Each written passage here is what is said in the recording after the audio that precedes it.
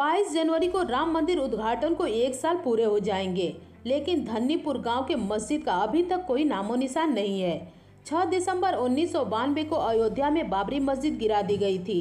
लंबी कानूनी प्रक्रिया के बाद 9 नवंबर 2019 को सुप्रीम कोर्ट ने अपने फैसले में अयोध्या में राम मंदिर के निर्माण को मंजूरी दी थी। चीफ जस्टिस रंजन गोगोई के नेतृत्व वाली 5 सदस्यीय संविधान पीठ ने राम जन्मभूमि बाबरी मस्जिद मामले में सर्वसम्मति से फैसला सुनाया था।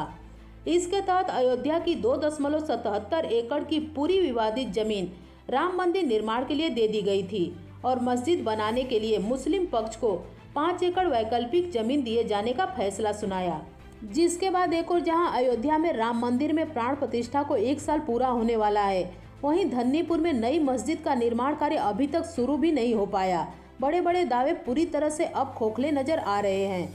वर्ष 2019 में फैसला आने से पहले अयोध्या के विवाद का इतिहास करीब 150 साल का है। कहां से शुरू हुआ विवाद? 1528 अयोध्या में एक ऐसे स्थान पर मस्जिद का निर्माण किया गया जिसे हिंदू भगवान राम का जन्म स्थान मानते हैं। इसका निर्माण किसी और ने नहीं बल्कि मुगल आक्रांता बाबर ने करवाया था। कहा जाता है कि मुगल सम्राट बाबर ने मंदिर तोड़ मस्जिद बनवाई, जिसकी वजह से इसे बाबरी मस्जिद के नाम से जाना जाने लगा। तब से ही अयोध्या मंदिर मस्जिद का विवाद शुरू हो गया। 1853 में पहली बार यहाँ सांप्रदायिक दंगे हुए। 1859 ब्रिटिश शासकों ने विवादित स्थल पर बाड़ लगा दी और परिसर के भीतरी हिस्से में मुसलमानों को और बाहरी हिस्से में हिंदुओं को प्रार्थना करने की अनुमति दे दी, जिससे इस हिंदू मुस्लिम विवाद को सुलझाया जा सके। 1949 भगवान राम की मूर्तियां मस्जिद के अंदर पाई गयी।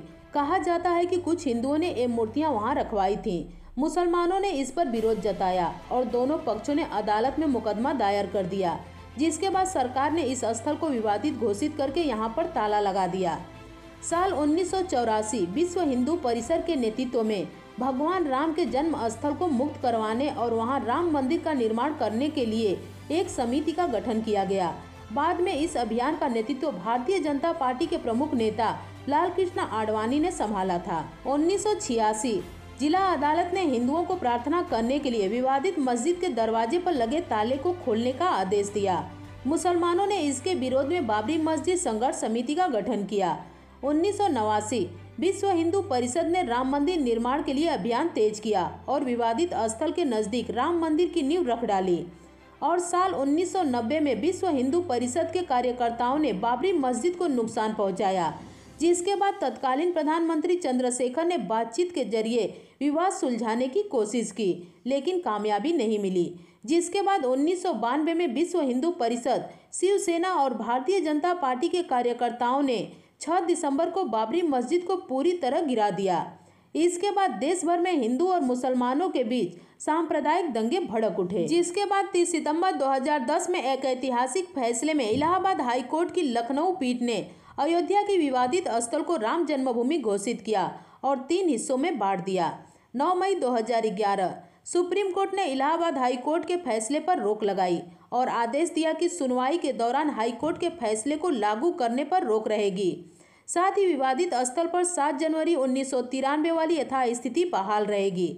जिसके बाद 9 नवंबर 2019 सुप्रीम कोर्ट ने अपने फैसले में अयोध्या में राम मंदिर के निर्माण को मंजूरी दे दी और साथ ही अदालत ने मस्जिद बनाने के लिए मुस्लिम पक्ष को 5 एकड़ वैकल्पिक जमीन दिए जाने का फैसला सुनाया। सरकार ने वर्ष 2020 में धन्नीपुर गांव में मस्जिद के लिए जमीन आवंटित कर दिया, लेकिन इतने वर्षों के बाद भी जमीन पर कोई काम शुरू नहीं हो पाया है। वहां सिर्फ कई जगह बोर्ड लगे हुए हैं। दूसरी ओर अयोध्या में राम मंदिर में प्राण प्रतिष्ठा के बाद बचा हुआ निर्माण कार्य तेजी से चल रहा है। राम मंदिर के निर्माण में तकरीबन 1800 करोड़ रुपए लग रहे हैं। अयोध्या में राम मंदिर तक रामपथ बन गया है। सरकार की तरफ से अयोध्या का सौंदर्यीकरण भी किया गया है, जिसके लिए सरकार ने अलग से धन आवंटित किया है।